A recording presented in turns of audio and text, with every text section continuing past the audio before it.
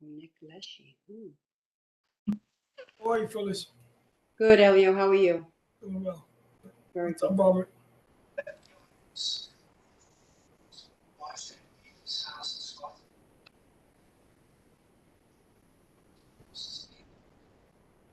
I don't see Renata. Yeah, she's probably any second.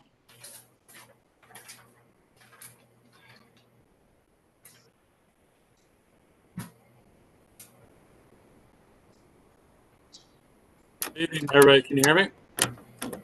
Yes, sir. So it's 6:30 p.m. It is August 9th, 2022.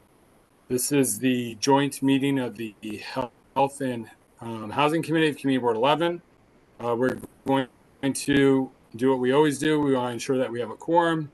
In order to meet legally, we need a quorum of both committees. So I don't know if Sandra Unger is in yet or Joanne Rubino. They're the chairs of the Health Committee. I believe Hazel Mira, the chair of our Housing Committee, is in. I don't know if Richard Reynoso, the co-chair of the Housing Committee, is in yet. Hazel, are you there? Yeah, I'm here. Okay. I do believe we have the Fortune Society here. I see Ted Weinstein from HPD. I see a representative from Ocasio-Cortez's office. If there's anybody who called in who's a board member or somebody who registered to speak, if you called in, I see 2646 numbers, 1908 number, or if you're with the Fortune Society or another entity like Jacoby or Health and Hospitals, please inform us now. It's *6 to unmute. So I'm Joanne Page. I'm here from the Fortune Society. So we're just waiting for a quorum. This is being live streamed, so everybody knows. Let me just go over some other housekeeping items. Let me share the agenda. Bear with me.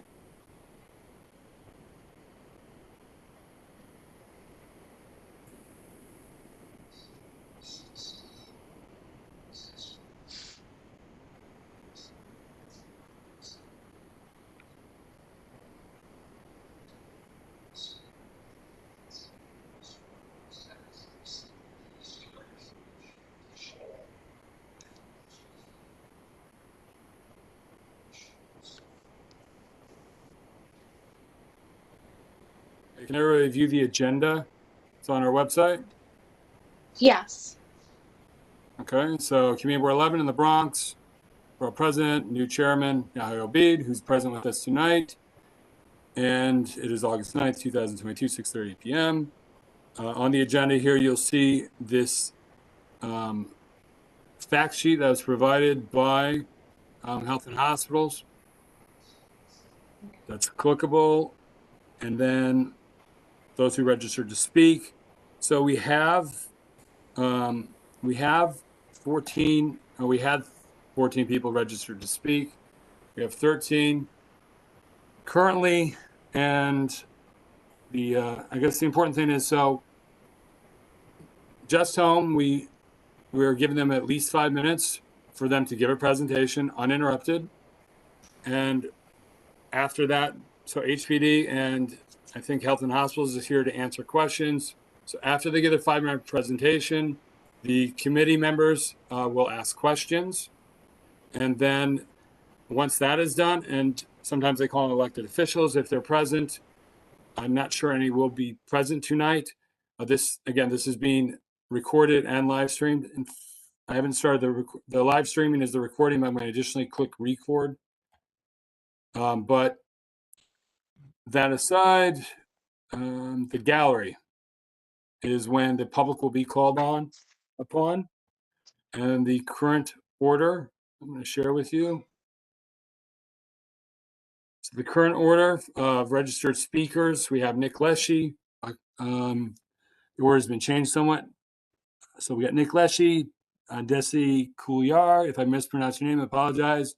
Renata Sclavo, Diana Finch, Bernadette Ferrara, Patrick McManus, Gina Caliendo, Irene Estrada, George Haverneck, Samantha Jerica, Jesse Lang, William Thomas, and then Roxanne Delgado.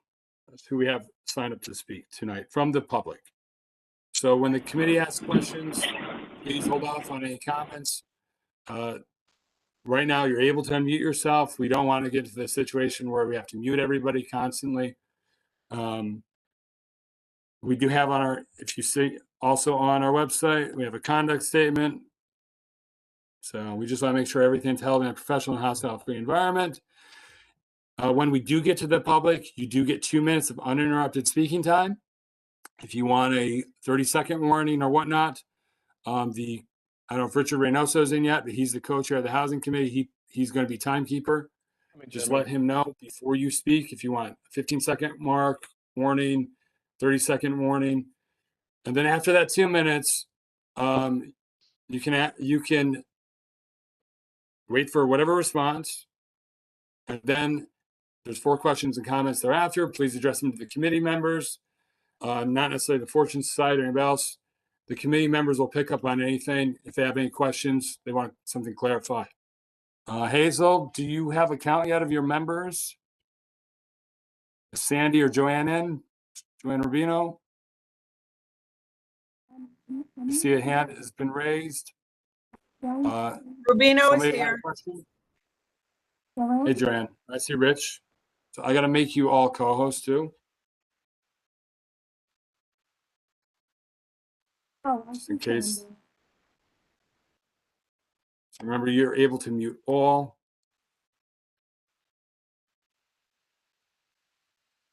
So Joanne, do you have an idea of your committee members who's present? Do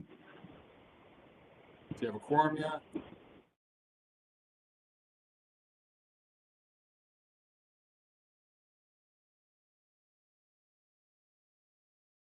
Or Rich and Hazel, if you have a quorum of your committee, and they just have 2 more members. Jeremy, I'm looking at mine. It just seems that Joanne and I are the only 2, or else I don't know who the phone numbers are. Yeah, if you're a board member. Can you hear me? This is Melanie Lau. Yes. Melanie, what is your phone number or the last or the 4 Yeah, you digits? called in? It's 6386. Okay, I got you. All right. Okay, I'm thank reading it you. right now. It looks like we do have another board member officially, but really a council member, an elected official. Marjorie Velasquez is here. I don't know if any other electeds. Again, I saw AOC's office. Any other elected reps in the meeting? So please identify yourself.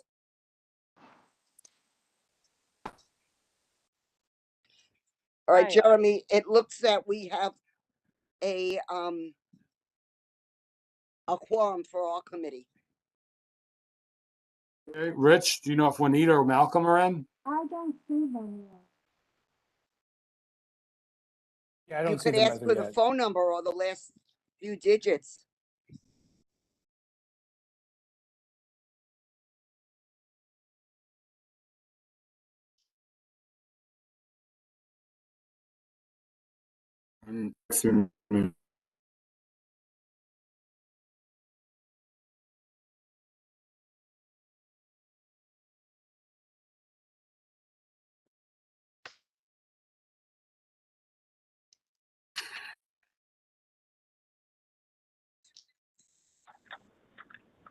Jeremy, do we have enough for both committees? I think we do. No, the problem with the housing committees, you need 1 more. I mean, I don't want to hold everybody up. Okay, I don't- Malcolm just came in. Malcolm's in. Yeah, can we start? Yeah, maybe. Let me make him a co-chair. So again, we're live streaming already. I started that off Why already. is Malcolm a co-chair? I thought Rich was the co-chair. No, I'm sorry. I get co-host. Yeah, whatever. He's a co-host. Let's put it that way. He has privileges to help maintain the meeting. So he's not a co-chair. He's just on the housing committee. So either way, you have a quorum. I'm going to click record. Again, it's August 9th, 2022. This is joint the Health and Housing Committee of Committee Board 11 and the Bronx. So Sandy and Hazel, you're officially in charge tonight. Call me as needed. I may step away at some points. So as you know, call my cell phone. And then Juanita, so everybody knows, she is away. She will not be able to attend tonight. Hazel, maybe you should unmute yourself also.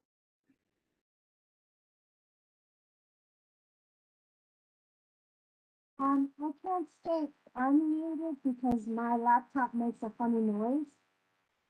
So when I speak, I'll unmute, but when I'm not speaking, I'll mute because I want the laptop to interrupt anybody. Sounds good. Alrighty, yeah, I'm using my iPad. It's just easier. Okay, so what I announced, Sandy, I think I announced this before you got in the meeting. Well, I couldn't get in. I don't know why, but okay. Okay, so we were going to have the Fortune Society present for about 5 minutes. Right. And then the committee can ask questions thereafter. And we do have, and if you want, turn it over at some point to Councilmember Velasquez. You can always do that. But I've already instructed the public that we wait for the committee to ask their questions first before we move to agenda item number 2, the gallery. Sounds all right to me. So Joanne, I think, Ms. Page, would you like to begin? And then again, Richard, you're the timekeeper for the night. Thank you. Got it. Okay, just 1 minute though. I just want to start by thanking everybody for coming to the meeting. And it is, like Jeremy said, it's a co-venture between the Health and Social Service Committee and Housing Committee. So I guess everybody kind of knows what I was here. I don't think I have to go into it. So I just wanted to say hi and to welcome and to thank everybody for coming. I think we had a hard time hearing you, but I think you just want to welcome everybody. Yes, Say you hi. want, as I do. I want to thank everyone and thank the people from the health committee that are here tonight. So do you want to begin? Sure, Jan? certainly. First, I want to thank you for calling a special August meeting because I know that is an accommodation for the questions and concerns that people have. I'd like to introduce my colleague, Dr. Ronald Day, who's in that mint green shirt. And I'm Joanne Page. I'm the president and CEO of the Fortune Society. I've been there for 33 years, started doing prison work as a volunteer when I was 18, and have a real sense of mission about this. The Fortune Society is nationally recognized for our wraparound services to people with criminal justice history. We have 14 service areas, and they include family services, employment services, case management, and licensed clinics providing mental health and substance abuse treatment services. We've been operating for 55 years. We see 9,000 people in a typical year, and about 1,700 of those are from the Bronx. The bulk of our services are provided in Long Island City through our walk-in service center. We went into housing 20 years ago, and we opened the Castle in West Harlem because we could not find viable housing options for the people we were served. In 2010, we opened the Castle Gardens building, which is 114 apartments, mixed supportive apartments for formerly homeless people with criminal justice history, and affordable apartments for the larger community. Castle Gardens is the template for Just Home with two differentiating factors. It's smaller, and we are only going to be serving supportive people with complex medical needs. Still homeless, still with criminal justice background. On June 30th of this year, Fortune received the designation letter from HPD, which selected us to develop and run Just Home. We immediately reached out to elected officials, including Marjorie Velasquez, who was first. And we then reached out to the community board. And as I said, we were thankful that you did an August meeting. We plan an extensive outreach effort in the months to come because we want to meet with organizations, with individuals, with community groups, with faith groups who are interested in knowing more about this and who are concerned about it. Just Home will be located in a currently unused building on the Jacoby campus with an entrance planned for Pelham Parkway. Part of the reason that we do outreach is we want to shape this project around community concerns. And we heard a very strong community concern that people didn't want the entrance on Seminole and wanted the wall to remain. So the wall will remain. Just Home will open at the earliest in about 3 years, but it may easily take longer than that because there's a detailed public commentary and voting process. Preliminary sketches done by our architect indicate capacity for 70 or so studio apartments, and we want 1 2-bedroom for a live-in superintendent. Um, it's a mixed population. No more than 50 of the studios will be for people released from city jail who are homeless and have complex medical conditions, which mean that they could not be released to city shelters. The remainder of the studios will be affordable units for the community with a local preference. But all 70 of those apartments are going to be affordable.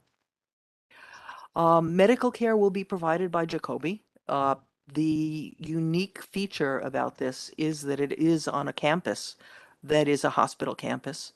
Case management, care management, clinical services, wraparound services will be provided by Fortune, and Fortune will manage the building, including 24/7 front desk coverage to provide security with cameras inside and outside the building.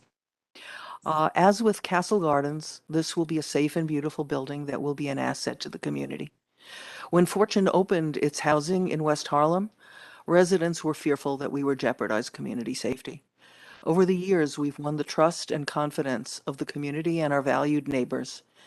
We ask that you form your opinions about who we will be when we run Just Home by seeing who we are and have been, instead of being guided by fear and misinformation.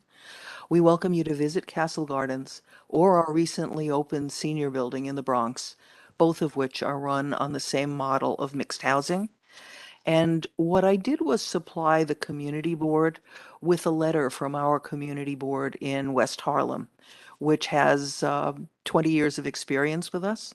And I'd like to read a paragraph and then close out.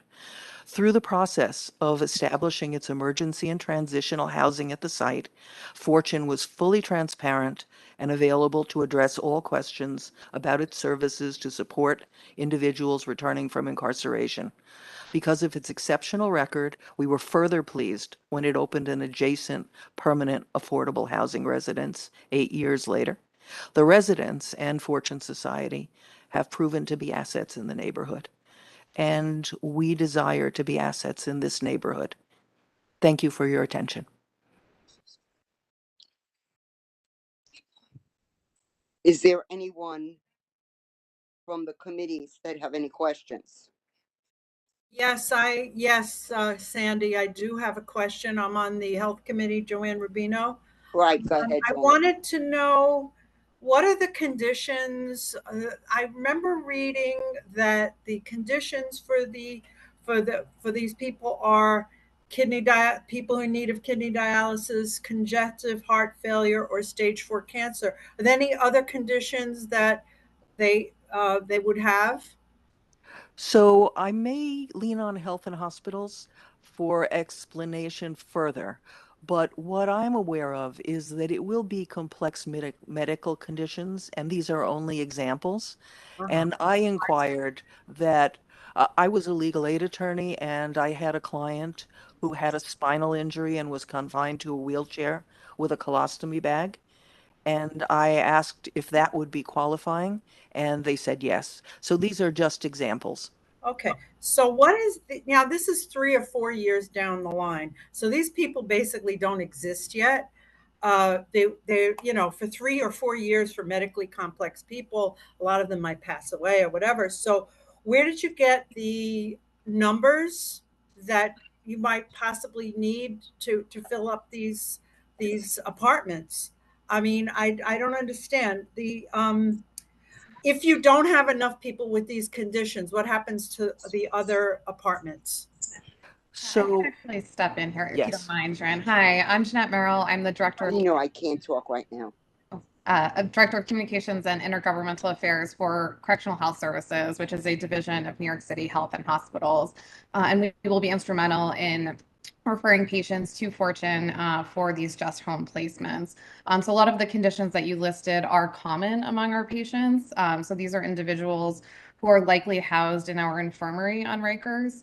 Many have complex medical needs as listed. They may be geriatric, but not all of them. Some of them may be wheelchair bound. Some may use oxygen tanks.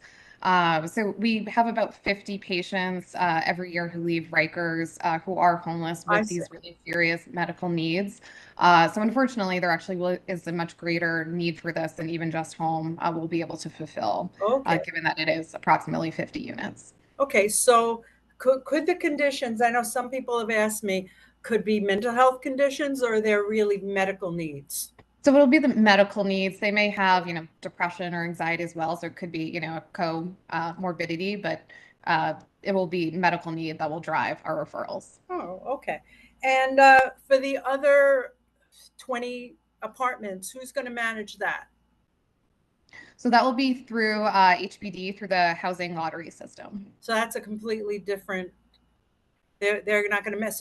So Fortune is not going to manage those people. It's going to be a different organization. That's HPD is going to manage the other 20, and they're going to select the people.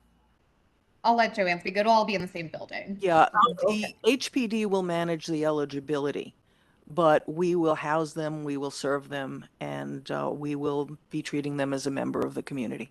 I see. Okay. Or oh, one more question, and then I'm ended. I'm done. Now a lot of these people are in wheelchairs, very sick.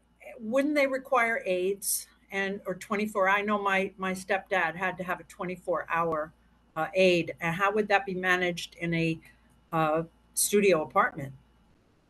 So they won't require a live-in need or live-in aid. It's not a skilled nursing facility level care or quite hospice level care, but they will have the direct case management with Fortune and then the close proximity to Jacobi Hospital. So we'll be able to coordinate the medical care, but they won't need sort of live-in help.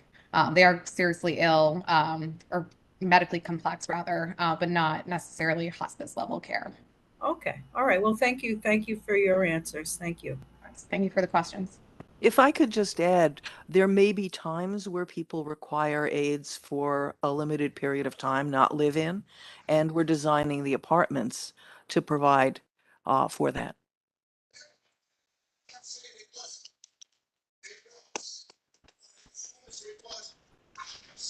Any other committee members?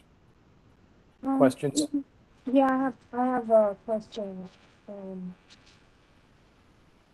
What are the level of criminal offenses for these people?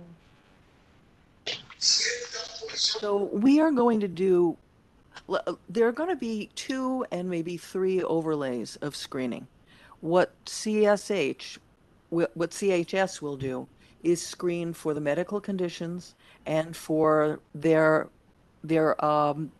sense of appropriateness for this facility. We will do a separate screen that is for risk and for appropriateness. And the people who are, the charges will come into that consideration with that second screen.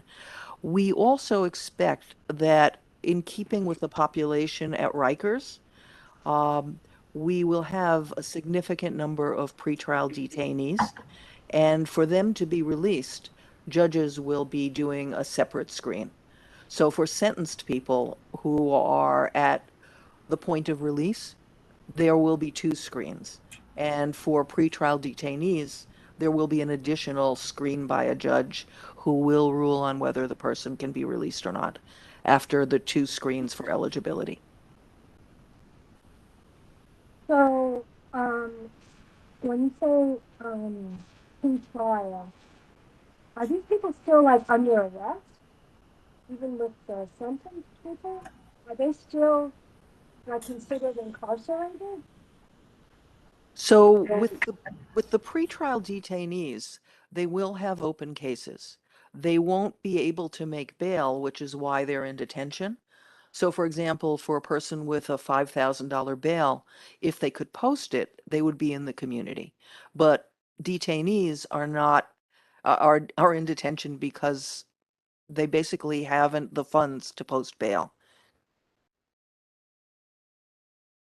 And just to put a finer point on that, so they will not be incarcerated when they're in Just Home. They will be free members in the community.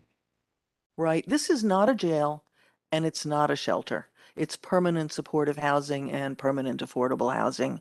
And there will be tenants and they will have a lease. Okay, what about the sentence? People, you said they're, So I Can you think repeat? that, yeah, excuse me. If we have a judge willing to release them, the likelihood of their being further incarcerated on the current charge is really slim.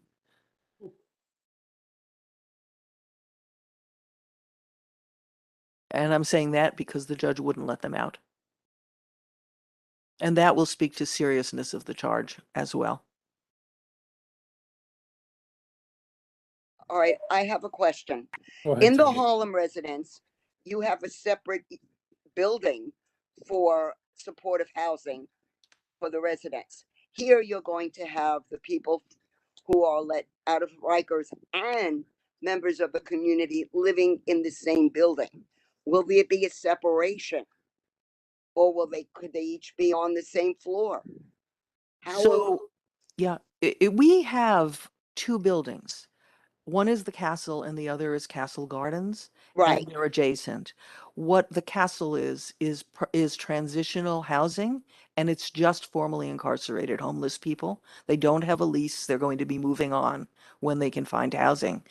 Castle Gardens is 114 apartments, and they're mixed, affordable for the community and supportive for people who are formerly incarcerated and homeless. They are mixed, and they're mixed on the same floors and mixed in all ways, including the tenant association. So this is the template for what we want to do with Just Home. It's just a little bit smaller. thank you for that. Now, will you suppose, I'm assuming that possibly some of the tenants may need companion dogs, therapy dogs, or etc. Will that be allowed? Because within that Uh, facility. It's required by law, and it would be allowed within the facility. What we've done with Castle Gardens is we've had a size limit on dogs, but I'm proud to say that we've had puppies born on premises. And that would also apply to the regular community. So Sure. it's possible that you could have 70 now on the grounds of Jacoby, 70 people walking their pets on the campus. I'm just throwing that out there. So we don't expect 70 because only a minority of our Castle Gardens residents have dogs. And to the extent that people lack mobility issues, I think that it would be very unlikely that they would have dogs. Right? Is there anyone else from the committees? Robert Press has a question. Yes, Robert Press is not on the committee. He's on I'm on housing. the Yes, he is. housing Yes, committee. he's on housing. Please? Sandy, he's on housing. Oh, Robert, he is? I yes, didn't he know is. that he's Yeah, been placed on the community board. I'm yeah, sorry. it's okay. Go ahead, Robert. Yes, what is the average age of these residents going to be since they're coming from the city jails?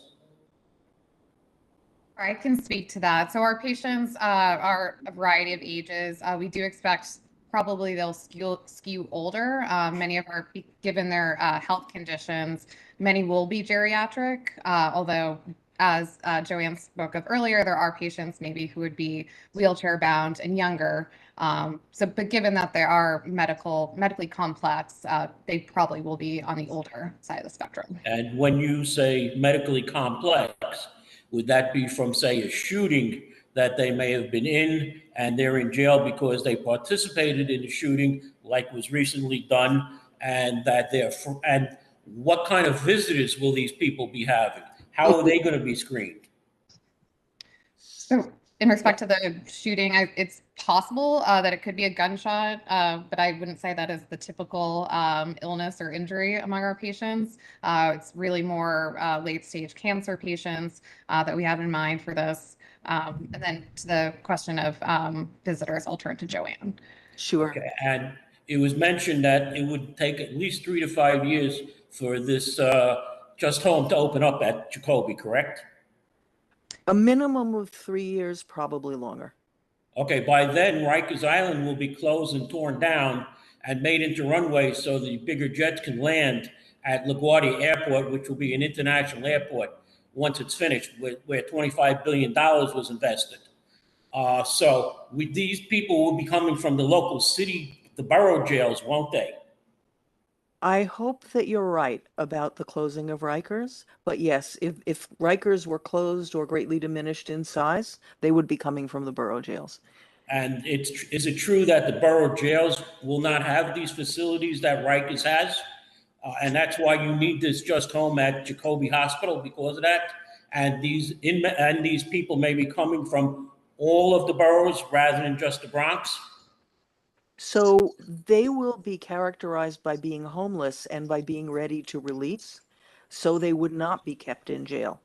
Right now, Health and Hospitals does the health care for people who are incarcerated, but the problem is when they are homeless and when they need really strong medical supports, they can't be released to the shelters, and Just Home will meet that need. And I think you asked me another question at the front, and that was how visitors will be screened. Yes. Yeah, we have 24/7 front desk coverage, as we do with Castle Gardens. And these are studios apartments. I've answered a number of questions by email, and the question was, what if people choose to move their whole family in? It would not be suitable, it would not be possible, it would be stopped. And if visitors are disruptive, we will bar them for the building. But Okay. these are people who have leases and have the right to have guests. And one final point, you said that the entrance will be 1400 Pelham Parkway. Yes, we So, listened to the community on that, and we will not have a Seminole Avenue address. so can we get rid of the 1900 Seminole Avenue name and put it as 1400 Pelham Parkway? Since there is no 1900 Seminole Avenue? Seminole Avenue ends at 1840? So that was proposed, and we are exploring what city agencies need to change the address. I think it also would be to the benefit of tenants for GPS, for mail delivery and so forth, because they will not have an entrance at Seminole. So that is being seriously considered. And Thank you. yeah, and it's in the hands of other agencies, but we will be pursuing it. Thank you. All right. Is there anyone else from any of the committees who have questions? Sandy, Al D'Angelo, I have a couple of questions. Go right ahead. Did anyone from your organization contact the community or the administration to see what we needed in this area? We got a letter of designation that came with the definition of what the Just Home project would be. From whom? And from HPD. And we seriously value that. And what we're doing right now is we are making our rounds of elected officials, community, and so forth, because we already have shaped that question about the entrance, for example, and we want community input. That was never, in other words, the entrance was never in question. When I heard the presentation, the 1900 was never brought up. That was something that went around as hearsay and people just spreading rumors. The other question I have, you said many of your patients were going to be critically ill or terminally ill residents, and you're going to give them a lease in an apartment where probably they belong in a hospital setting. The other thing is, where are they going to park? Or they're not allowed to drive? And the other, let me ask all the questions and you can answer them all. And the other one is, where are they going to shop? Are they going to walk to shopping, which is nowhere near the area? The other thing is, how about your recidivism rate? And the things that you run for inmates, what is your recidivism rate? According to statistics, recidivism rate is almost 60%. If that's the case, you're putting this community in harm's way. So let me be sure that I capture all of your questions. So please Okay. stop me if I miss one. Fair enough. Okay, because I can't hold more than three things in my head at once. Gotcha. Let me start with the back. The critical illness is not the definition. These are people with complex medical needs, and it's not a hospice. So people may succumb to their illnesses, but they also may get better with the proper care. But the way it's So being sold, excuse me, the way it's being sold by our meeting, the meeting that we had was that they were terminal or critically ill patients. I can step in here. So they do have critical illnesses. They are medically complex. I think the confusion is maybe around terminal illness. So these aren't patients who need to be placed into hospice. It may be in part because they're still seeking medical treatment for their conditions, which means they wouldn't qualify for hospice. Nor do they need skilled nursing facilities or live-in help. But they are critically ill in that they have, late-stage cancer, congestive heart failure, COPD, other very grave conditions, but they are not eligible for hospice level care. So I was asked in one of the emails, are these people with one foot in the grave? And the answer is no. They are people with complex medical needs. But that's the way it was sold. At the town hall that we had at Maestro's, that's the way it was sold, as terminally ill patients and critically ill patients, is what we were told. So I'm not a medical professional, but I think Jeanette is saying that critically ill is accurate, but terminally ill is not. Okay. How about the recidivism rate? So what there is true in terms of recidivism rate is that nationally, 2/3 of people get reincarcerated within 3 years of release. So it's a very high recidivism rate. Given the barriers to successful reentry, I'm shocked that it's not higher.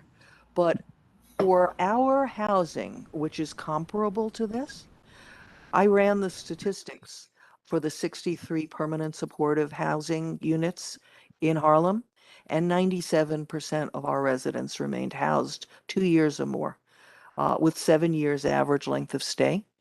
We are seeking funding for a recidivism study for our housing, and we've gotten funding for a recidivism and assistance study, which will capture some of these issues. But we've been replicated by New York State Division of Criminal Justice Services. They asked us to replicate it in Syracuse, and we've done so because of the success in the model. And we are eager to see a recidivism study because we think that the results will be really quite good. For this population, I think they'll be even better because some of these will have mobility issues. They will have their attention turned inward toward their health issues. And I think that may be a product, it may produce a lower recidivism rate than we've even Didn't you seen. have a recent stabbing at one of your facilities? Yes. And in my 33 years, that was the only serious injury. But this is not a comparable facility. What we have in Long Island City is a walk-in facility where we see the bulk of the 9,000 people that we serve, and no screening is done as to risk because we are working from a community safety perspective and we're dealing with high-risk people and we're trying to bring the risk down. So people come to us in urgent straits in Long Island City. They are not screened as we're going to be screening these folks. And we are not providing anywhere near the intensity of services which do reduce recidivism. My other question was, if you want to do the right thing by these former inmates, you bring them into an area where how are they going to shop and where are they going to park? But they're not allowed to drive.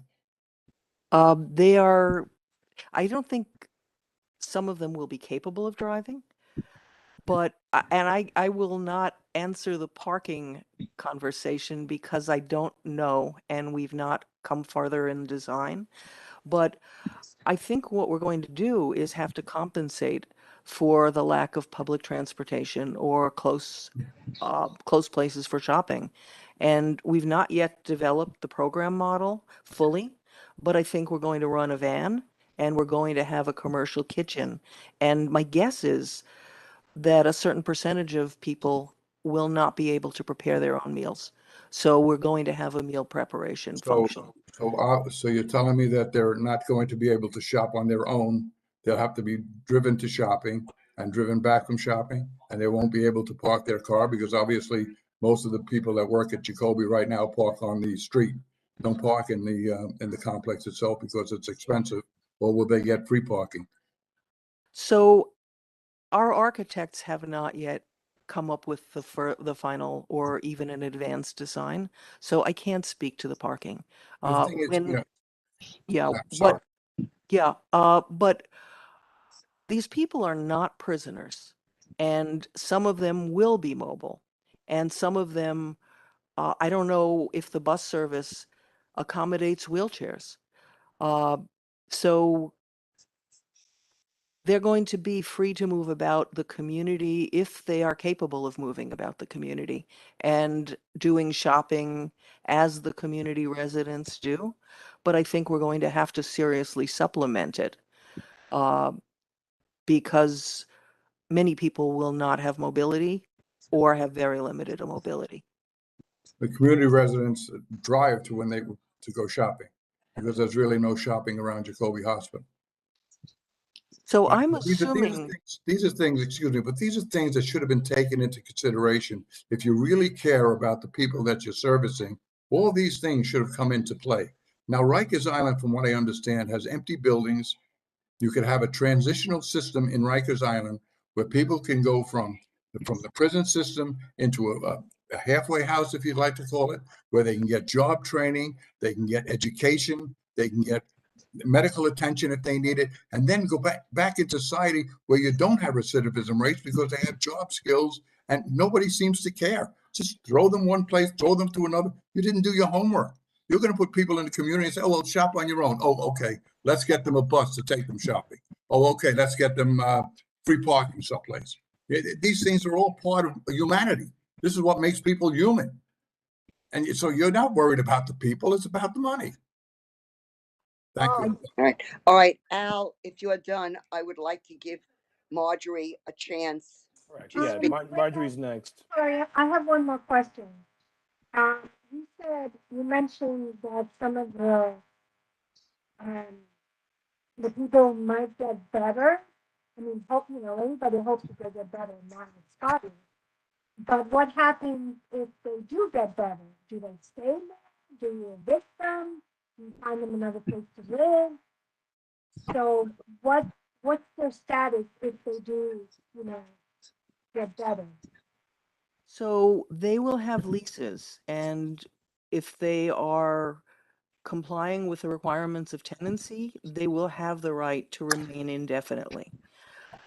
What we find though is if people get better, they may not want a studio or they may want to build a family.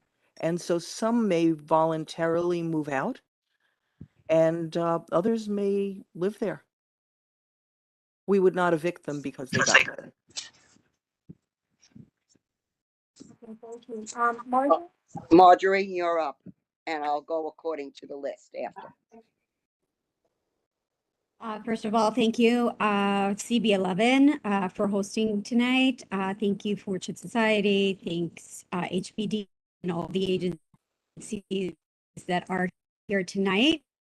because this is an important conversation to the community that has shown up and that will speak their voices and, more importantly, ask the relevant questions that concern them, because there is a lot of misinformation, but more importantly, there is a lot of concern. And so I'm going to go through a bunch of questions, and I hope that everyone has the patience so we can work together with this. And so we'll start off, Jeanette, with you.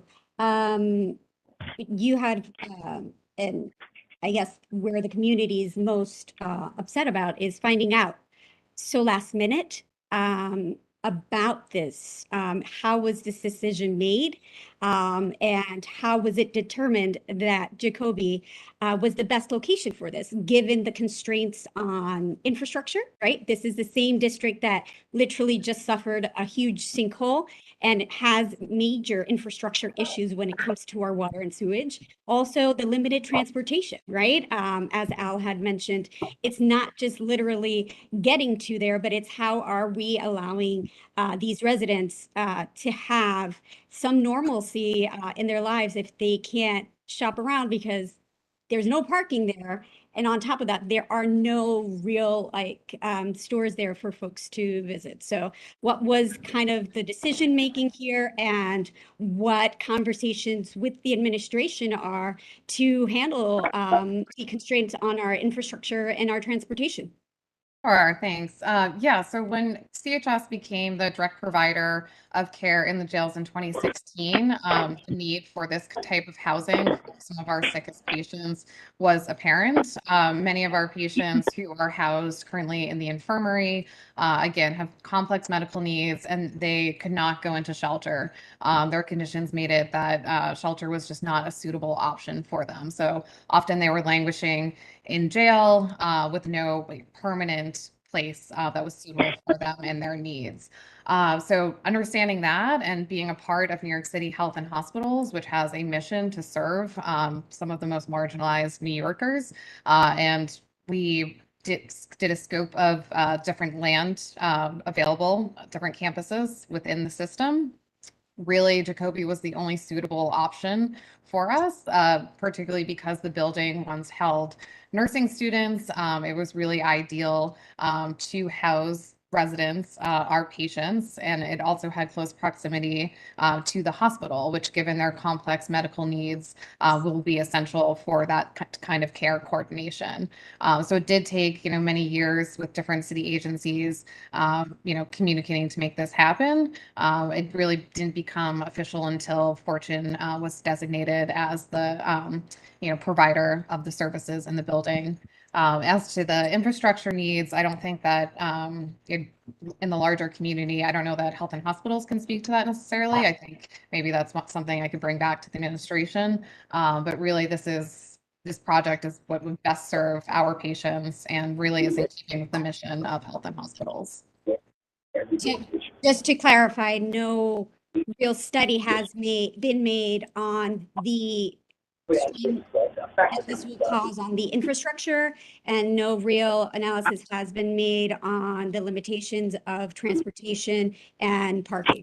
Just to make sure that these are right. So we envision, I think, yeah, it's not muted. About 70 units. So I'm not an infrastructure specialist, but I don't imagine, I know that at least for Jacoby Hospital that they can manage, that patient volume.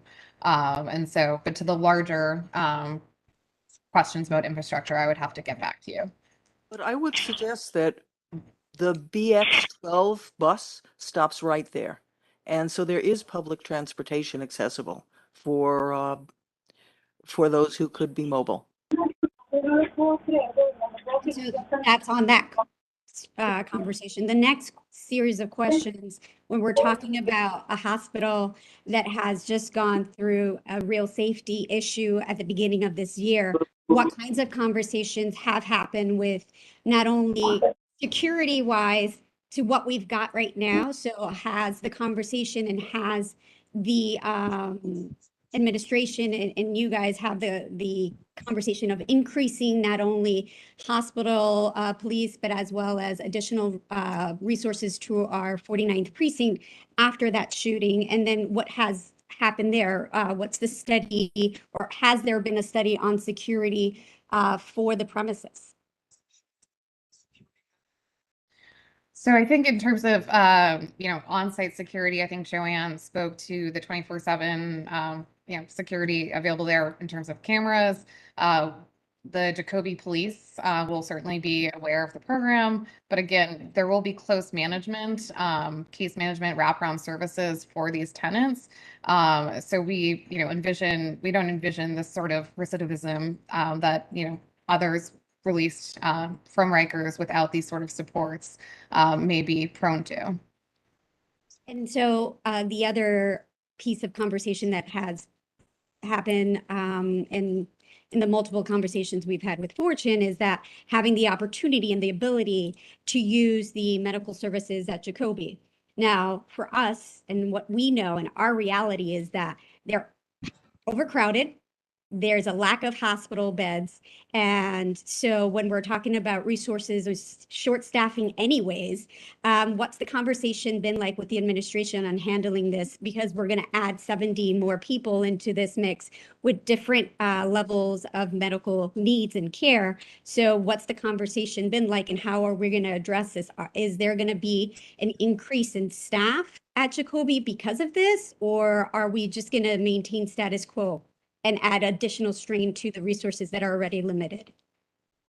So we've spoken with Chris Mastromano, the Jacoby CEO, about this, and he does not envision this being a problem for the system. Again, it's approximately 50 patients with these complex medical needs, and their needs will be their care will be coordinated in partnership with Fortune and with Jacoby staff. So it's not as if they'll be frequenting the emergency department. These will be scheduled appointments. It will be coordinated care. So the system certainly can take on the needs of 50 additional patients. But also, housing is a support to healthcare, and we expect that we're going to be preventing much emergency care admissions. Because if you intervene immediately when people are exhibiting problems, if you have them regularly see their primary care physician, people's conditions don't worsen as they do when they don't get adequate care. And we are really skilled at care management. Are you going to have medical staff on site for folks, or would they just go into Jacoby for their medical treatment? We are not going to have medical staff, but we will do care management, which means getting them to their medical treatment. And that may largely be at Jacoby, but it may not if they need something specialized, and have a provider that they have confidence in. And there may be opportunities for visiting nurse services and other sort of on-site care. Okay. Now shifting over to residents and the screening process, if you will. How are we transferring pretrial detainees to the courthouses? So Department of Corrections would do the transport. But if it is a pretrial detainee that we're considering for admission, they might be released from the courthouse and we would transport them to Just Home. Okay, so when we're talking about DOC, the Department of Corrections, we also know that they're really short-staffed. And so having that conversation with the administration, has there been, what are you going to do if Department of Corrections does not have the opportunity to have enough staff there? And I think actually I asked you to maybe clarify your question about transportation. You're saying tenants who are living at Just Home who need to go to the courts? Yes. So they're no longer in custody. So the Department of Correction wouldn't play a role here. So they would, coordinate with Fortune if they need transportation, or if they're mobile, they could take the city bus or otherwise, find their way to the courthouse.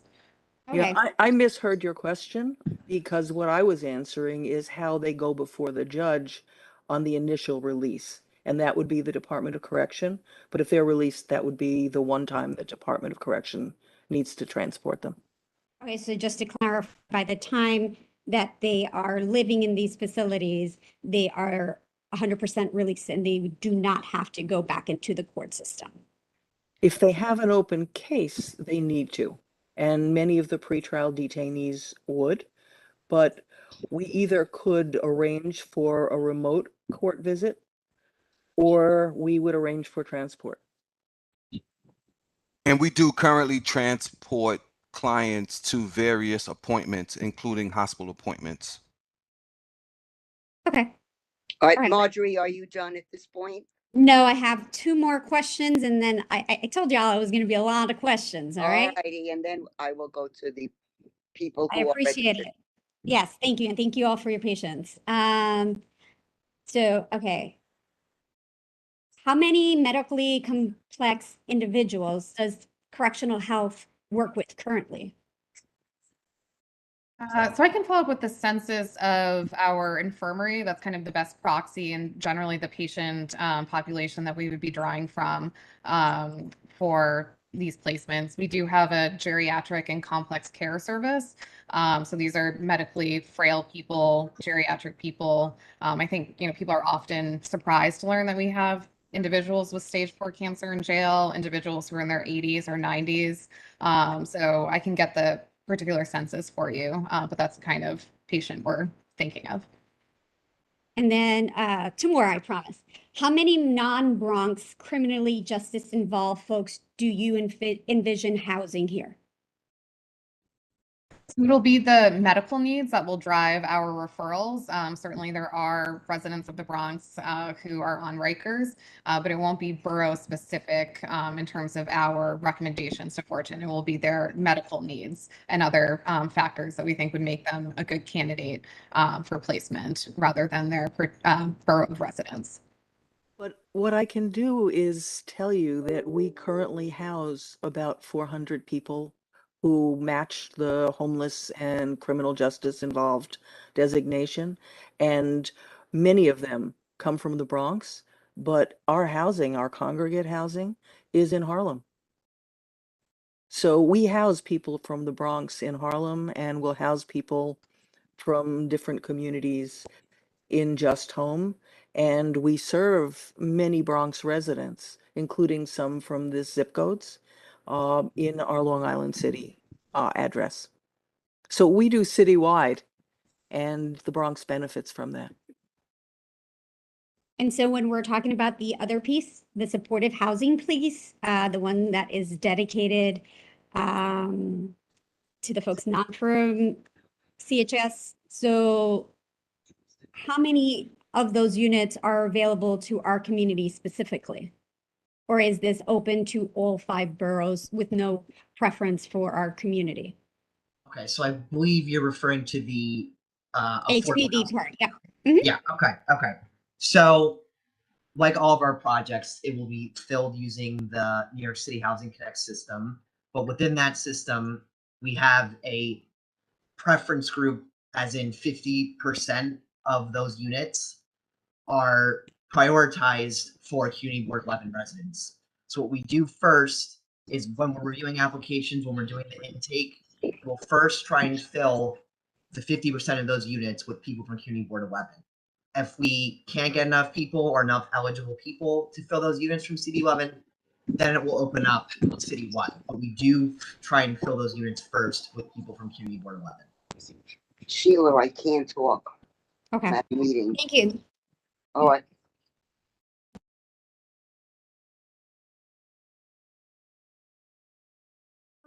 I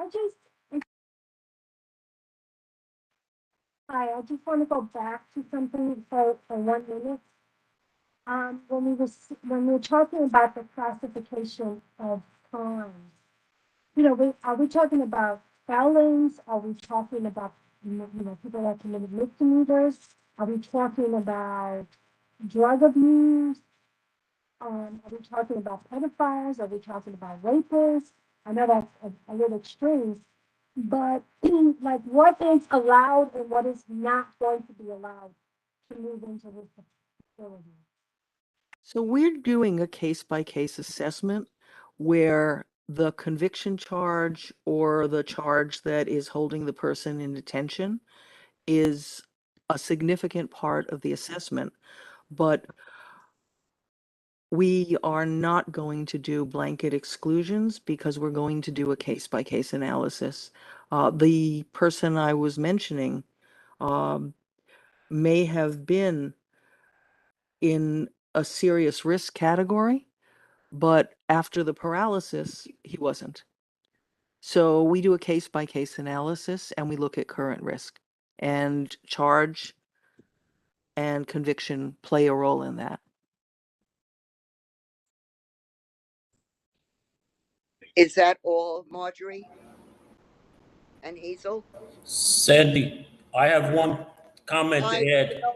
Robert, you will get a chance, but now I really should go to the list of public speakers. It's about the wait list for services at Jacoby.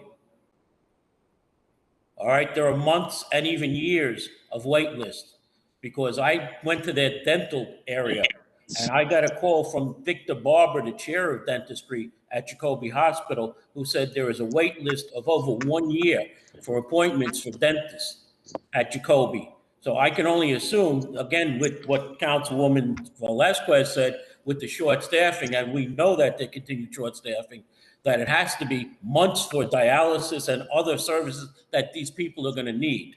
And I agree with the councilwoman. It needs to be more staffing at Jacoby if this project is going to go through. Thank you. All righty. Thank you. Now we're going to go according to the list that has been set up for those who registered to speak. The first person will be Nick Leshy, who's a constituent. Nick?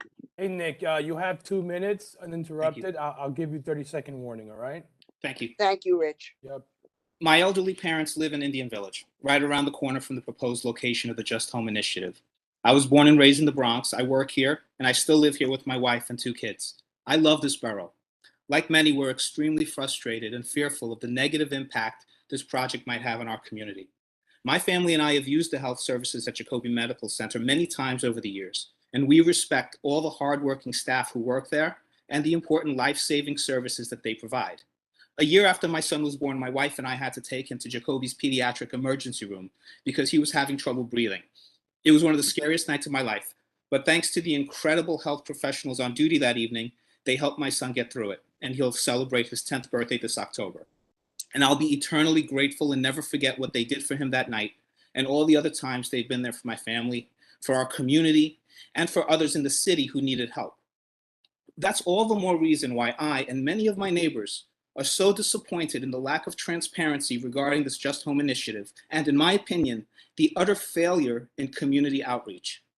It's my understanding that the building proposed for this initiative was originally created and zoned to serve as housing for hospital staff.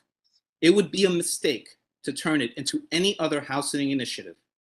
The Rikers Island component of this project has understandably sparked the most concern, but even without that part of the proposal, we would be worried if any developer was planning to use that location to convert any housing units on such a scale, whether it's units for jail inmates, 30 seconds. units for low-income housing, or units for luxury condominiums. It doesn't matter. No matter who would be living there, we're worried that any such capital development that would convert that medical building into apartment units might have an extremely negative impact on our neighborhood in many ways, specifically infrastructure, pedestrian and vehicular traffic, public safety, impact on schools and underfunded services, and so on. So I hope this project is not approved by the NYC Health and Hospitals Board, not approved by the New York City Council, and not approved by the mayor's office and agencies.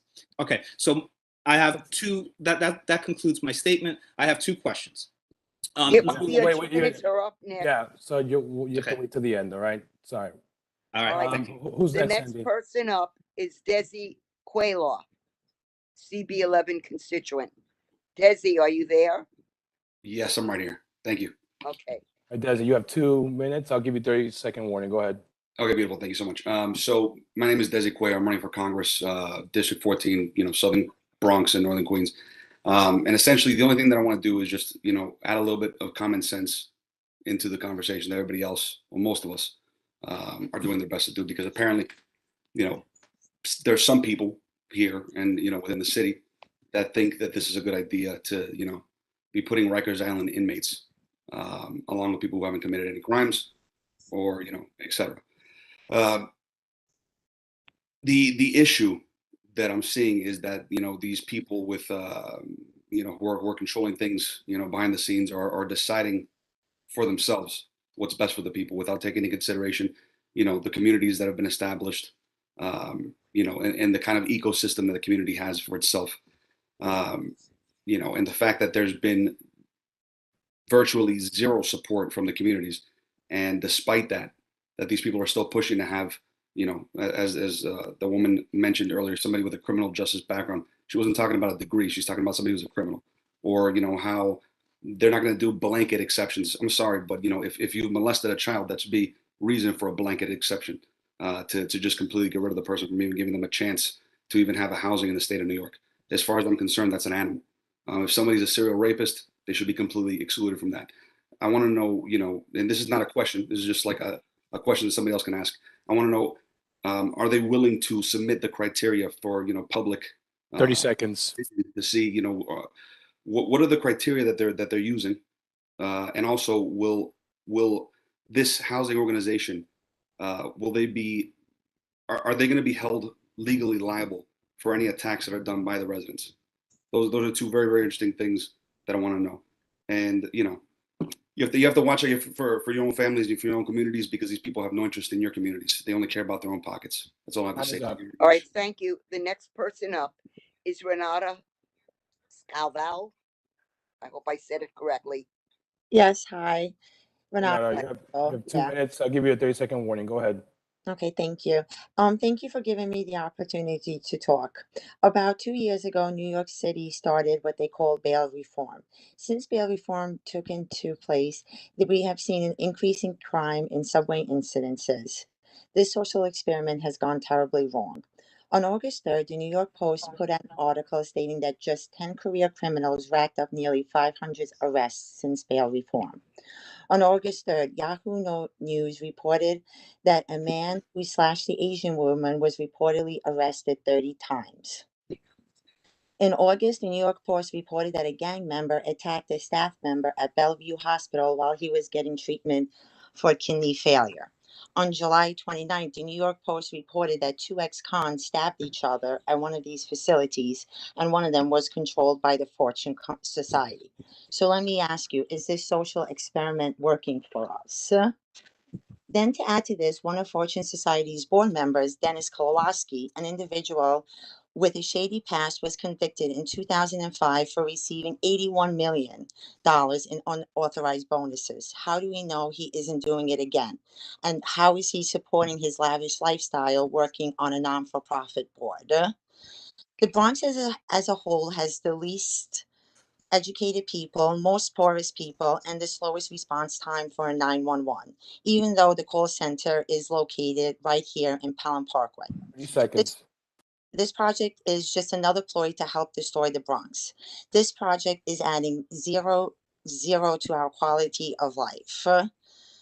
This area desperately needs childcare for the employees at Jacoby or for the working class citizens. We need a senior center. We need a youth center to help stop the drug overdose in our own community. We need a sense of community, something that we don't have. Jacoby used to be very active in this community, but in 1980 they stopped. Time is up. Sorry. All Thank right. you. Appreciate it. Thank you, Renata. Next person up is Diane Finch. Hi, Diane. 30-second warning. Yes. 2 minutes. My name's Diana Finch. I'm a constituent of CB11 from the Western Edge, so not in the Jacoby area. I'm a board member of Bronx Park East Community Association, and therefore on the task force formed in response to the proposed 2028 White Plains Road shelter. But speaking just as a Bronx constituent, not on behalf of any group, we were asked to address the community board tonight. So my questions for the board. 1, the Just Home project seems to be exactly the type of housing that DHS told us this winter that they're looking to move people from shelters into permanent housing studio apartments with supportive services. So why would we oppose it then? 2, a false perception seems to have taken hold among leading members of the community board and others that adding the Just Home project would be, quote, dumping on the Bronx. and that other boroughs don't have their fair share of shelters or supportive housing. But fair share is allocated by City Council District or by Community Board District. And currently, City Council District 13 and Community Board District 11 have way under their share of this type of housing. So can we hear from the real experts on addressing homelessness, like the Bronx Works Coalition for the Homeless, and from authorities like Dr. Rachel Bedard, who works with the elderly and sick at Rikers? And 3, I'm very concerned and perplexed about the highly vocal 30-second outcry warning. against the Just Home project that seems driven by outsized fear of beyond worst case scenarios of murderers, rapists, and pedophiles roaming the streets looking to attack residents. We are all living with formerly incarcerated people as our neighbors. So where is this fear and heightened sense of being put upon coming from? And how can we help people feel better about things and get Time them is up, to have Diana. a more realistic view? Thank you. All right, next person up is Bernadette Ferrara. Go ahead, Bernadette. Bernadette? Yes, hi, good evening. Yes, my name is Bernadette Ferrara. I'm a longtime resident of the Bronx, born, raised. So growing up here, I understand what the community needs, what my community, Pelham Parkway, Morris Park. And so I just want to connect the dots very quickly. I think a lot of the community pushback is that over the past few years, that many things that we have been battling are 200-bed shelters at Blondell, at Poplar. Now there's a structure happening at 1682 Stillwell Avenue. We just had a proposal that was withdrawn at 2028.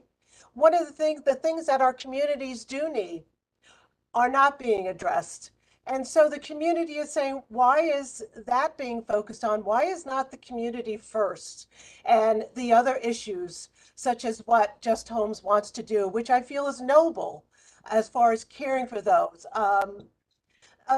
We have been needing a community center for decades. We have 3,000 middle school seats and no middle schools. There's no investment in our future, which is our children. The community is not seeing this. We also don't have senior housing for our seniors and for our veterans. There are so many important issues that need to be addressed 30-second warning. before Just Homes. So my question is, what's going to happen if this project goes sideways?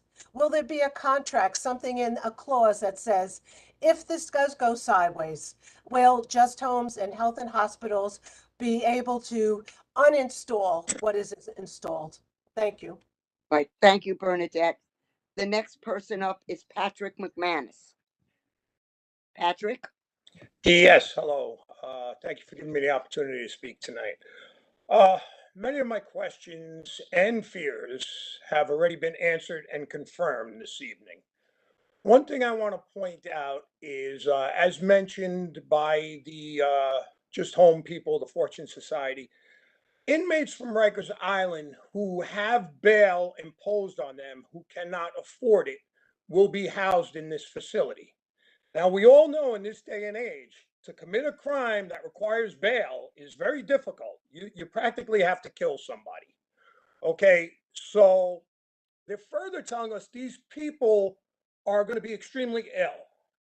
I say, how can you be out committing a bail eligible crime one day if you are supposedly so physically ill and unable to be a threat to our community?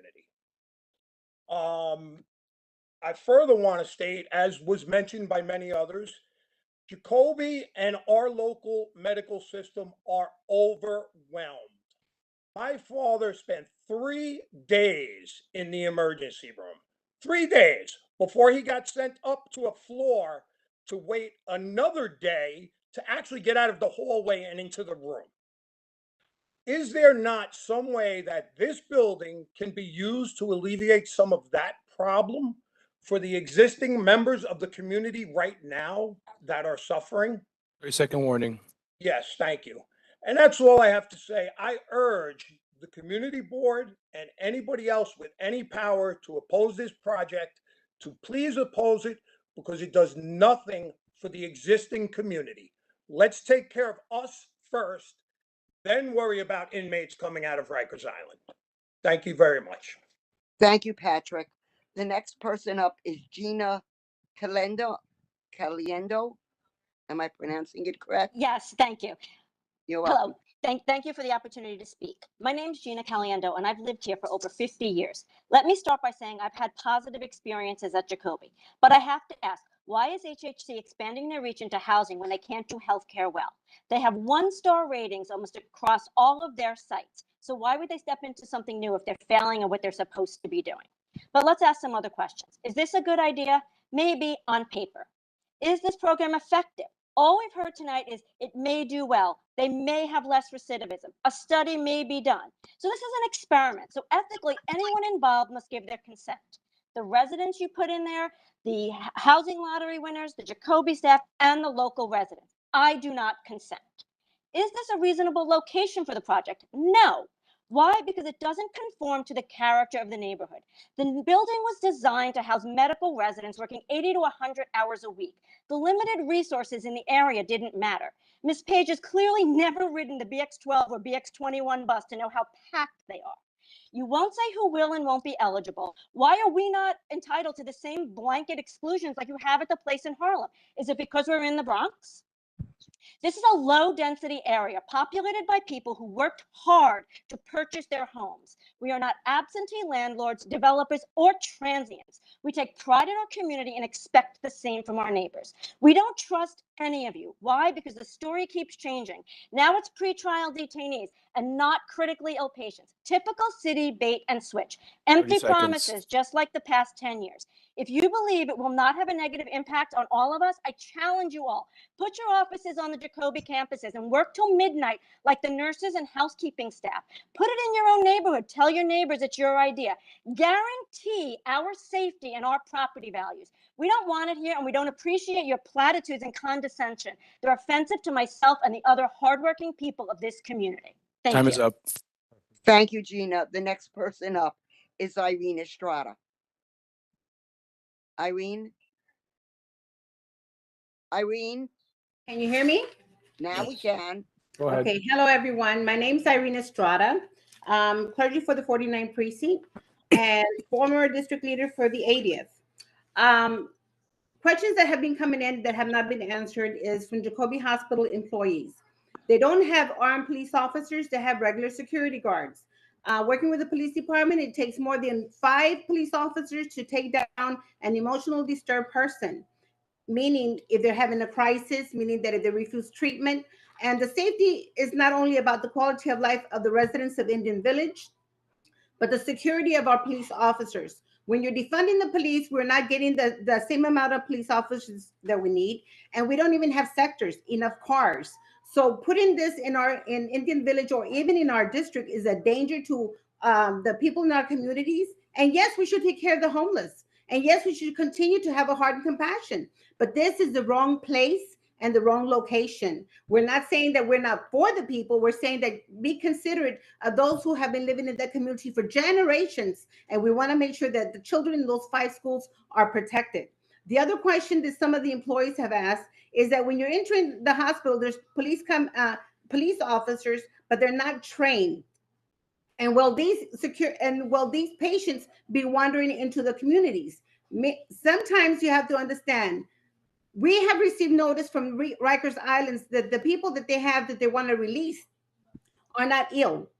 So there's a lot of misinformation that we want to get to the bottom of what is really going on. 3 seconds. So my last statement that I want to make sure that you know, Indian Village residents have not been represented properly. Everyone knew about it since November, and now they know about it now. And we need to make sure there's clarification that this does not happen.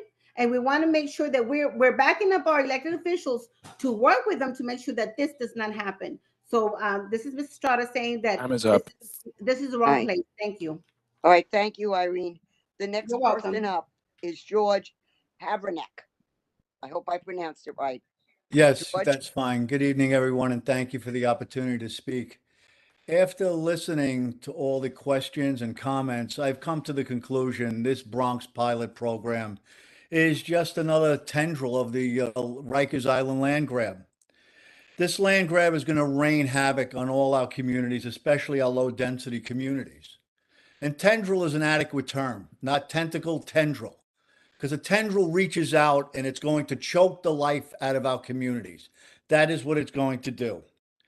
We've all been handed wonderful communities. We have an obligation to those that succeeded us, that are going to succeed us, to hand something over better to them. And the project of this nature is going to be a roadblock to that. And I implore everyone that has the power to please stop this project because there is much better use of this particular location. I mean, the Robert Woods Foundation has showed Bronx County is one of the unhealthiest in the nation. Studies done by ProPublica showed that we are short hospital beds. Please stop this and put this to better use. I thank you for the time. God bless you all. Please stop this. Thank you, George. The next person up is Samantha Zaraka. Hi, thank you. Hello, my name is Samantha Zerka. I'm a proud homeowner who has worked endlessly to keep and maintain her home. I have put aside precious time with my children to work hard to ensure their safety and stability. This was not done by government and their haphazard handling of our local communities. It is done by every resident that lives in our Bronx community. We're not criminals. We are not the rug in which these politicians and organizations wish to wipe their feet on. As law-abiding citizens with the fortitude and moral compass to work hard and push the dream of living in a great Bronx community, I say that our voice is paramount regarding housing criminals anywhere in the Bronx, especially in our backyards. We are riddled with high crime and murder. We are riddled with women being raped in broad daylight, parents riddled with fear for safety of their children. Our police have been handcuffed by these backroom dealing politicians who are as cheap as, honestly, as a pair of Old Navy flip-flops. In their defund the police movement, the recidivist rates are skyrocketing on a daily basis. We have witnessed the revolving door policies of our taxpayer-paid prosecutors in the name of politics, which have emboldened the street criminals. Just recently, the organization designed by our city, designated by our city, had a stabbing at one of their facilities, yet they proclaim that they're here at Jacoby, it will be safe. We are not willing to allow our Can't loved hear. ones. It's all breaking up. We are not. Please, Can you hear Barbara, me? do not interfere. Yes, please. We are not willing to allow our loved ones to become a statistic, nor are we willing to allow our hard work and community to be trampled on by a failed system of government that 30 seconds. now seeks its citizens to repair its cleanup. We are taxpayers. Our dollars are the factor in this development. I ask the board to provide every resident in this community current and future projections of what we are going to be get stuck paying, included but not limited to the revenue for said housing and treatment from the government for these constituents that you plan on housing. Time is up. All Thank right. you. Thank you, Rich. The next person up is Jesse Lang. Jesse? If Jesse is not here, then I will allow William Thomas to speak. There, can you hear me? Yes. Who is it? This is it William Thomas. Okay, so we don't know where Jesse is. Go ahead. Beautiful. Go ahead. Hi, everyone. My name is Will Thomas. I serve as the executive director of Open New York. We're an independent grassroots pro-housing organization. We support Just Home because we feel that the project is badly needed to help address New York City's housing crisis. So I believe everyone knows on some level that New York has a terrible housing shortage. But let me add some context to this conversation. Right now, New Yorkers are facing rent increases up to 50, 60, 70% as rent discounts offered during the pandemic expire. Homelessness is at the highest rate since the Great Depression. There are over 14,000 children who sleep in city shelters each night. So the 70 affordable homes that Home provides are desperately needed. But I also want to emphasize that this project serves people who badly need help. Many of its residents are people who've served their time. They're suffering from critical disease, heart failure, stage 4 cancer, severe renal disease. Many need oxygen tanks, wheelchairs. Some would say, I would say, that residents are enduring punishment twice over. I personally think that the community board should try to think clearly about this project and ask whether they think, proposed residents deserve to be homeless on top of everything else. I would ask you to instead look at the project from a stance of forgiveness. Lastly, I just want to make some points on development that I think are worthwhile for the community board to hear. According to the New York Housing Conference, the council district for Morris Park, that's Bronx Council District 13, is among the 5 worst performers in terms of building affordable housing, with just 58 units built since 30 seconds. So to reiterate, 46 other council districts built more affordable housing over the last 8 years. This project would represent more than double that rate of housing production alone. So the district has a housing problem. We're only going to fix it by allowing projects like this. I hope the community board will approve it. It's clearly the right decision for Morris Park and the city as a whole. Thank you. Okay. The last person on our list is Roxanne Delgado. Roxanne, are you here? Yes, I am. Thank you. I am a resident of Community Board 11. I actually live 15-minute walking distance from Pelham Parkway South, 1400 Pelham Parkway South. I do support this project because, today I'm not feeling well. I can only imagine how people who are gravely sick, homeless feel right now, living in this element. You're breaking up. Okay, can you hear me better now? Hello? Not really, but try again. I'll try to speak louder. Okay, I'm a resident of Community Board 11. I live 15 minutes away from the location proposed, and I'm supportive of this proposal. Roxanne, we can't hear you. We can't hear you, you're zooming Roxanne. out. Yeah. Okay, can I call in then? Is that possible? Please. 1 second, I'm calling. Well, I'll pause your time. It's fine. Go ahead. Try again. Yeah, I'm sorry about that. It's all right. I don't know why.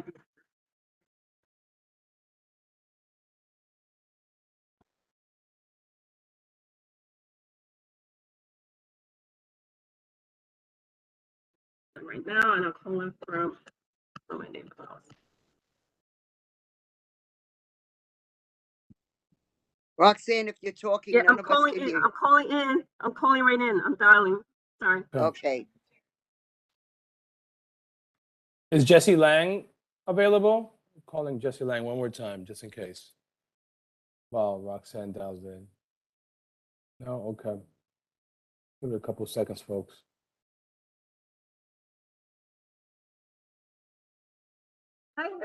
Hi, are you able to hear me?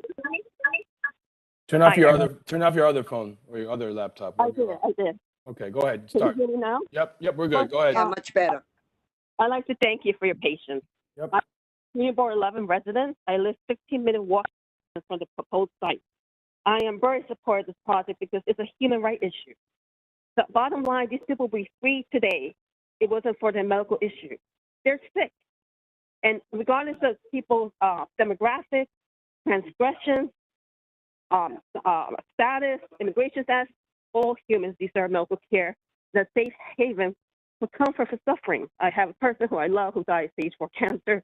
It's not something easy to deal with. So these people, regardless of how you stigmatize them as animals, roaches, closing the border, these people require and need medical care and a safe haven for comfort for suffering. Of course, we have needs, and not one person ever asked for senior housing until this proposal was done. Yes, we do need senior housing, but I think there's a greater need when someone has a terminal illness or an illness that is very serious. And this is why I support this project of starting affordable housing. Within 10 years, only 70 units within Pelham Parkway and Morris Park has built that's affordable. I live in zip code 10467, the highest eviction rate. That it actually has its own courtroom in the housing court. We pay, just because I'm not a homeowner doesn't mean I have a less deserving voice in this matter. Because I work hard to pay my rent. I'm working so many jobs just to pay the rent. And I think that the fact is that we need to affordable house and we need to allow crowd 9 people human rights. No. Loud Cry one time was against LGBT same-sex marriage. They were against women and people of color voting. I'm sorry, but this is a human rights issue. We need people of courage and conviction and compassion to stand up and say, this proposal is the right thing to do. Thank you so much. Time. Thank you, Rich, for doing the timekeeping and for everyone who spoke. That is all of the people who signed up to speak tonight. Sandy? Yeah. I just want to make mention that it looks like we might move the public hearing next week to September. We were going to have a public hearing around this time next Tuesday at Maestro's. But Jacoby, it looks like Jacoby Medical Center might host us for our public hearing. So we had intentions on maybe moving that public hearing next week. If anybody has any concerns about it, anybody from the committee especially, please let us know as soon as possible. So we're you're putting the public hearing on hold until possibly September? Yeah, I think we're going to be able to meet at Jacoby. We just want to square up. I mean, look, I think most people in this meeting know that there was a public or town hall, or whatever you want to call it, recently by the Morris Park Community Association. And in some ways, to do it again so quickly at Maestro's is, I don't think the chairman thinks it'd be better if we could have it at Jacoby, especially after enough people have time to intake what has been said tonight. Does that make sense? Al, I think you were maybe. I agree. Al's the vice chairman of the board. Yahe had to leave. Al, I think it would be a good idea only because people are on vacation during the summer. It gives us some time to digest what's going on, gives our elected officials a chance to do their due diligence and have some fact finding on what's going on, and hopefully come up with some alternatives. Some of the things that were mentioned by the people tonight about senior housing and daycare program. Even if it would be a good idea to wait until September. Right, then I think we should somehow get it out to all the community. Yeah, I also agree. We'll do that. I think that's a good idea to put it up to September. So we can face Jacoby ourselves and give people enough time to digest everything that was said today and 2 weeks ago. Hopefully they'll have more answers. So a lot of people made a lot of comments and a couple of people asked some questions that weren't answered.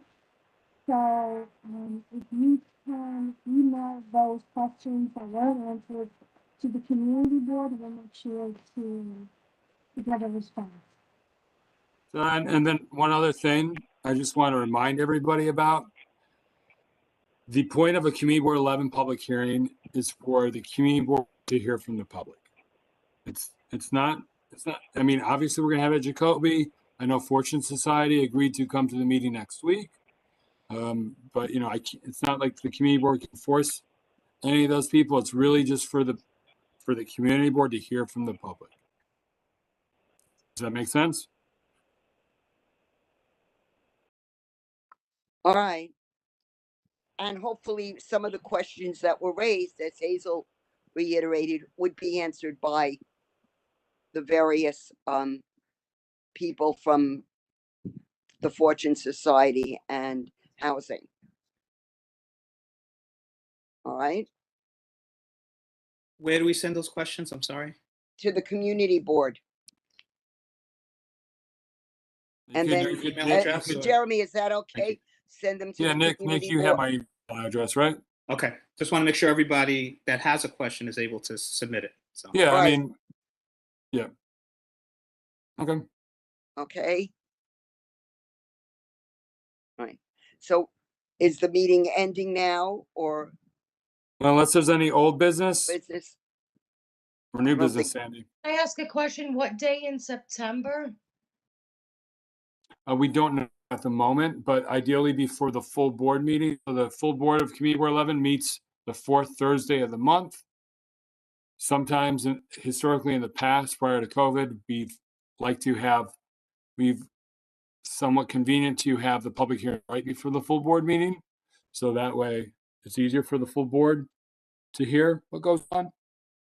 Yeah, and it's not required. Have it that So To be determined, long story short. Okay, we don't have. Can I ask a question also? Yeah. Yes, go Okay. ahead. Will the Jacoby Hospital, will they be able to provide each resident of the community a full disclosure on the revenues, our taxpayer money, what we expect to pay for this project, current and future, and what is the revenues projected? What are the projected revenues for housing these criminals? I'd like to know if the Jacoby Hospital is going to be willing to submit to the residents of this community this information, since a great portion of our taxpayer money is going to be allocated to this project prior to the next meeting, so that we are well informed. So this won't be a revenue generating initiative for us, but I can bring more financial information as, Fortune, we can bring what we have available to the next meeting. That'll be great. Thank you. I have an old business, new business for the housing Okay. department. Can we get updates on Poplar Street with the 200-bed single men's shelter, and also with the one on Blondell on the contaminated land, and also with 1682 Stillwell Avenue? Can we get an update on what's going on with the permits there? Yeah, we're working on 1682. We're actively working on 1682. Okay. So just so everybody is aware, we are currently requesting the buildings department audit the application, even though the city Department of Homeless Services has confirmed recently that this address is not in their pipeline, right? They took Poplar over Stillwell. It seems like there might be something else going on. So we're asking the Department of Buildings to audit the application. And in terms of Poplar and Blondo, yeah, I don't have an update now, but we can ask. Yes, I'm just requesting that also the community board, along with the housing, be a watchdog also with all the people in the community, just to always be checking for permits, etc., because it's never fails that we're always getting blindsided. So please to heighten your antennas. Thank you. And then since you brought those shelters up, or old shelters, proposed shelters, current shelters, whatever, I know you've brought up the past about White Plains Road, and members of the public, have complained that, their questions weren't answered. I can't make the Department of Homeless Services answer questions. As you know, the last time I asked, I said, hey, I mentioned that. Their response was, here's our letter regarding White Plains Road. Basically, our stance is we're not doing the project still. That was their response. Can I ask another question or make a comment? Go ahead. As taxpayers, we are entitled to FOIA any of this information. I think as residents, we need to step up and step out our game and get this information, because this is all misrepresentation of material fact, guys. They are swindling their way in, and that's my opinion. Thank you so much. FOIA every agency that's involved. FOIA it until their eyes twirl. That's how we get our answers. Thank you. I'll have one more thing. Is this open gallery? Morgan, questions. Raise your hand first. Okay, all right. Comment to make about the Jacoby area that they're going to house these people. I understand why they looking to use Jacoby for funding reasons as well, for what they will get a kickback from Medicare and Medicaid. I've been doing medical billing for 25 years, and I'm well aware that in a hospital setting, your reimbursement rate is 3 times the rate of being in a hospice or even a doctor's office. So I'm pretty sure that's one of the fair reasons that they want to do this on a hospital settings. That's for sure. That is definitely for sure. Reimbursement rates are insane when it's in a hospital setting. So they can bill as a hospital opposed to as a doctor's visit or a doctor's office or a visit, which Medicare only allows a certain amount that they reach a cap on a yearly basis. So when it's a hospital setting, it will not cap out. They can just keep on sending medical bills all year long, as long as they could prove medical necessity. It's sad. So unless anybody else needs anything from me, I'm going to exit the building, so to speak. So, hey, Sandy, if you need anything, just call my cell. Yeah, we can do a couple more minutes of Q&A, and then we'll close out the meeting. I just want to Jeremy? Everyone, let's do one person at a time, please. yeah, I just want to thank everybody for coming. Talking? It's Hazel. Okay, go ahead, Hazel. Yeah, I just want to thank everybody for coming. We've heard your concerns. We've heard them a couple of weeks ago. Just homes, we appreciate you showing up tonight, and hopefully we'll see you in September. Ted Weinstein, it's really good to see you. So everybody, really thank you, and we will definitely let the community know when the public hearing will take place. Thank you. You're welcome. I want to also thank everyone for coming, listening, voicing their questions and their concerns. And please make sure if you have questions to send them to the community board so that Jeremy can send them on to the various organizations. Thank you for having me. I appreciate it. Everyone, good evening. Thanks again. You're welcome. Anybody else? Yeah, Sandra, can I make a comment? Who is this? Irene? Oh, okay, Irene. I recommend that the people from Indian Village residents meet with our Mayor, Eric Adams, and explain to him that this is not something that they want or desire in our location, and maybe we can find another location anywhere but the Bronx. Is there anything that we can do to push a letter? I will be seeing him tomorrow, and I did speak to his office today, and I told him that I recommend that the Indian Village residents speak to him so they can be heard, because this is the community that's going to be affected the most. Well, Irene, all I can say is that if a letter was to be written, it would have to go through Al and Yahe and Jeremy.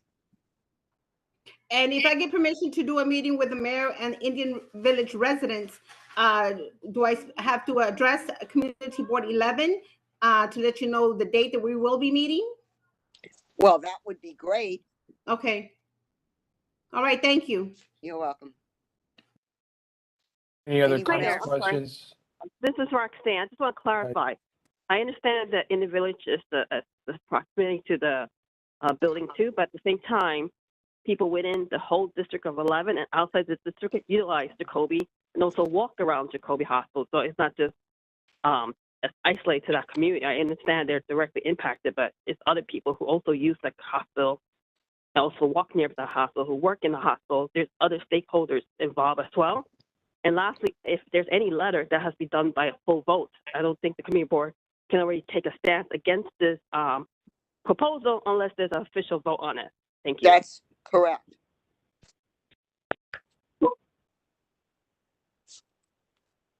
We're going to start wrapping this up. So any last comments, questions, please just let us know. If not, we'll. I have one last question. Go I ahead, would Diana. very much like the community board to reach out to the different experts that I mentioned, the Coalition for the Homeless, Bronx Works, Dr. Rachel Bedard, who specializes in the elderly and the sick from Rikers. Hi, Dad. Yeah. They can do presentations to the board. Some. Go ahead. We're good. We could ask them to come and do presentations to the committees, to the board. I think that would be quite valuable to have their input. And I think it would be valuable to have some architectural renderings, some urban planning design, some impact studies. I'm not seeing any of that. So how can any of this be voted on so that's one of my questions. And I hope that's taken into consideration as well. Very good. All right. Thank you, Nick. I think, yeah, let's.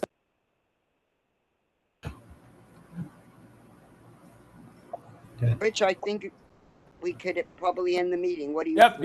yep. I think we're good to go. One question. Excuse me. We have one question. Hi, ahead, I'm Eno. Christy Marmorato. I'm Christy Marmorato. My phone Okay, is go ahead. disconnected. Yep. I have two questions. One, has construction already started on the building? Because it looks like there's some asbestos being removed. It might not be on the line anymore, but okay, go ahead, ask your question. Is there construction being started at the building? Because it looks like there's being asbestos removed from the property currently. I walked past there a couple of days ago and there's big signs. No, so if you're talking about building 2, so there is some scaffolding up, but that's in relation. Scaffolding on the inside of the property. There's big signs saying about asbestos removal or. So any construction wouldn't be related to Just Home, but in terms of what's happening in the building, I don't know if my colleagues from Jacoby are still on, or we can follow up with you by email. Okay. And is there any way that the community can go survey the property and see what the building looks like inside? Would we have any right to access that? That would be a question for Jacoby as well, in terms of entering one of their buildings. Okay. Mr. Doyle. John, you want to say something? Hi, everyone. Yes, my name's John Doyle. I'm one of the Community Affairs Associates at Jacoby. I can definitely take that question back to management. However, the building, as people have already said, is fenced off. There's a lot of construction work going on right now. The building has scaffolds on it. It may be an issue where it's not safe to let non-construction crews go on, but I will check on that for you, no problem. And I'll report back to Jeremy now. So, Miss, if you can make sure that your information is registered with the community board, I'm more than happy to get you an answer on that. John, I also have a question.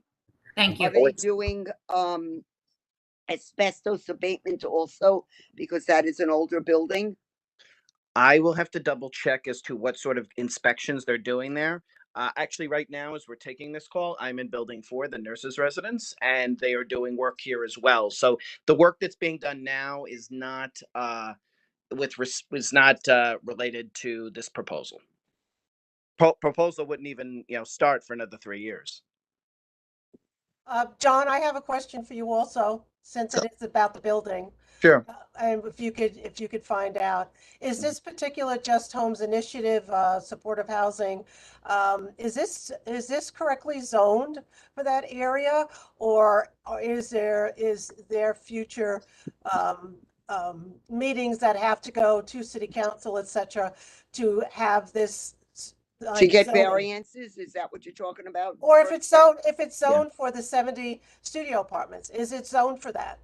So that's a great question. I believe Jeanette may still be on the line. I think she addressed this at the last meeting we had. Okay. So I want to defer to the more knowledgeable of my colleagues on this if she's available still. So I don't think that was me who addressed it at the last meeting. I believe so, but if that is not correct, then I'll certainly correct myself and let you know.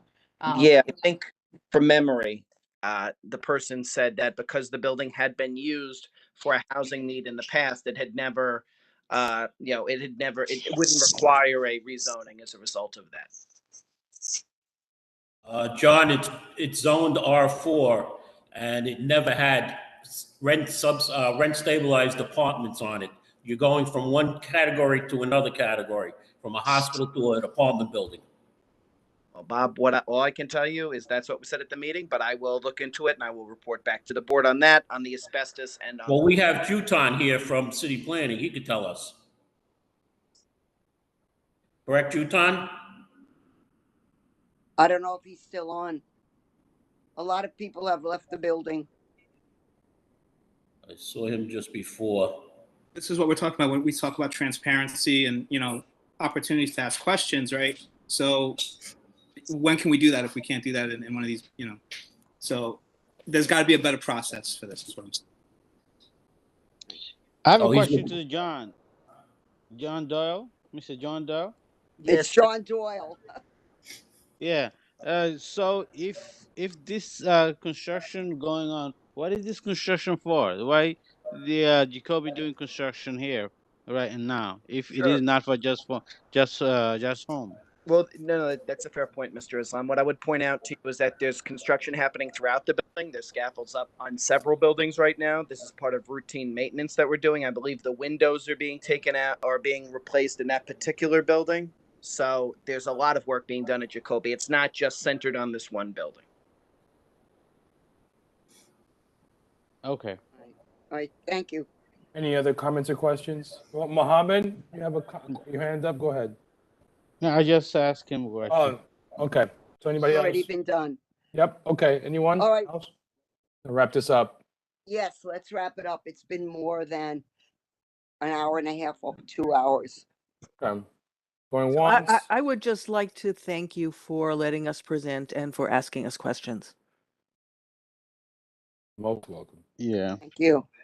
All right, and obviously there's more to come. We have more meetings and more public hearings coming up in the next Yeah, month or thank two, you, so. community Right. board. Thank you, everybody, for All right. showing up, And giving just us a more. reminder that Yep. the meeting for next week is being delayed. Yes. So stay So tuned for please, the let information. your Yep. friends know. Yep. All right, Thank you. everyone. Have a good night, everyone. See you Have a soon. good night. Thanks, Morning. everyone. Good Thank night. you Stay all. warm. Stay Good dry. night. Stay, Good night. okay. Bye. Good night. Bye. All right.